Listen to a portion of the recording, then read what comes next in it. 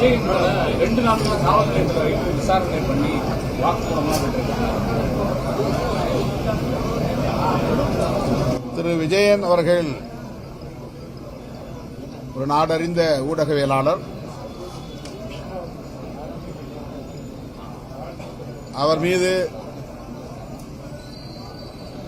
சந்தேகப்பட்டு விசாரணை என்கிற பெயரால் நள்ளிரவு வேளைகளில் இழுத்தடித்து அலைக்கழித்திருக்கிறார்கள். விசாரிக்க வேண்டாம் என்று நாம் சொல்லவில்லை. காவல்துறைக்கும் அரசுக்கும் உள்ள அதிகாரம் அது. ஆனால் அவரை உளவியல் ரீதியாக அச்சுறுத்த வேண்டும் என்கிற நோக்கத்தில் செயல்பட்டதை போன்ற ஒரு கருத்து உருவாகி இருக்கிறது. அந்த நடைமுறை எவ்வாறு இருக்கிறது? இந்த போக்கு ஜனநாயகத்திற்கு உகந்ததல்ல. மாண்புமிகு முதலமைச்சர் அவர்களின் கவனத்திற்கு இதை முன்வைக்க கடமைப்பட்டிருக்கிறோம். ஊடகவியலாளர்களின் சுதந்திரத்தை பறிக்கும் வகையில் அல்லது அச்சுறுத்தும் வகையில் காவல்துறையோ அல்லது பிற துறைகளைச் சார்ந்த அதிகாரிகளோ செயல்பட அனுமதிக்கக்கூடாது. திரு விஜயன் அவர்கள் அச்சுறுத்தப்படுவது கவலை அளிக்கிறது. இந்த போக்கை கைவிட வேண்டும் என்று வேண்டுகோள் விடுக்கிறோம்.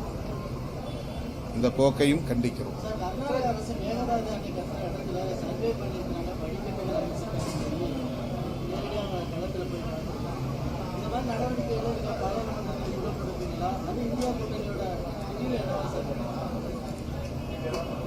இந்தியா கூட்டணியில் எப்படி முடிவெடுப்பார்கள் என்று எனக்கு தெரியவில்லை. ஆனால் இந்தியா கூட்டணி கூட்டம் நடைபெற்றால் இந்த பிரச்சனையை விடுதலை சிறுத்தைகள் கட்சியின் சார்பில் நாங்கள் கொண்டு செல்வோம். நாடாளுமன்றத்திலும் எங்கள் குரல் ஒலிக்கும். தமிழ்நாடு முதலமைச்சர் விரைந்து செயல்பட்டு அதனை முறியடிப்பார் என்றும் நான் நம்புகிறேன்.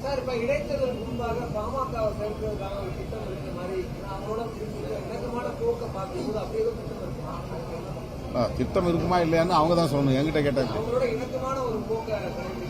எல்லோரோடையும் இணக்கமா இருக்கலாம், அதனால தப்பு இல்லையே. கொள்கை வேற, கொள்கை பகைங்கிறது வேற, தனிப்பட்ட முறையில் நட்பு பாராட்டுவது என்பது வேறு.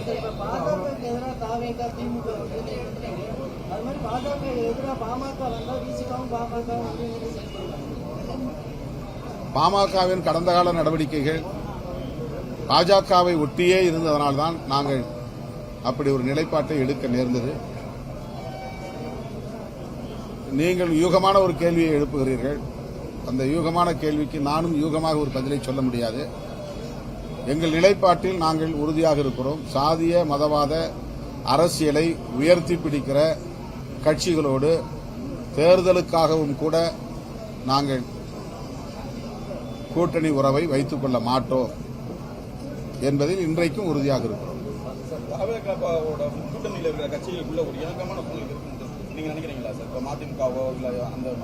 தாவேகாவுக்கும் விடுதலை சிறுத்தைகள் கட்சிக்கும் நல்ல இணக்கம் நிலவுகிறது. எங்களுக்கு இடையில் எந்த இடைவெளியும் இல்லை. கடந்த கால ஆட்சியில கூட அந்த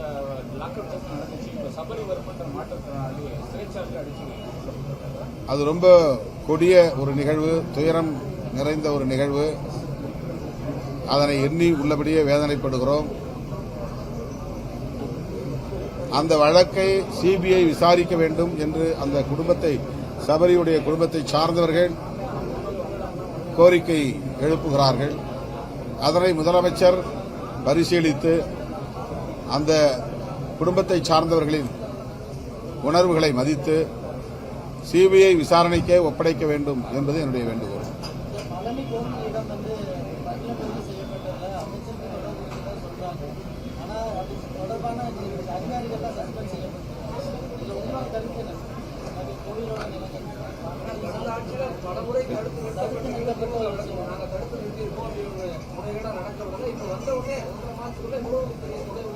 அதுக்கு அமைச்சர் சில விளக்கங்களை தந்திருக்கிறார்.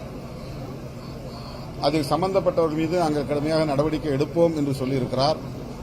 இது முதலமைச்சருடைய கவனத்திற்கும் சென்றிருக்கும் என்று நான் நம்புகிறேன். முதலமைச்சர் இதில் கவனம் செலுத்த வேண்டும். உரிய விசாரணை நடத்தி தொடர்புடையவர்கள் யாராக இருந்தாலும் அவர்கள் மீது கடும் நடவடிக்கை எடுக்க வேண்டும் என்று வலியுறுத்துகிறோம். காங்கிரஸ் கட்சியோட திமுக விஷயங்கள்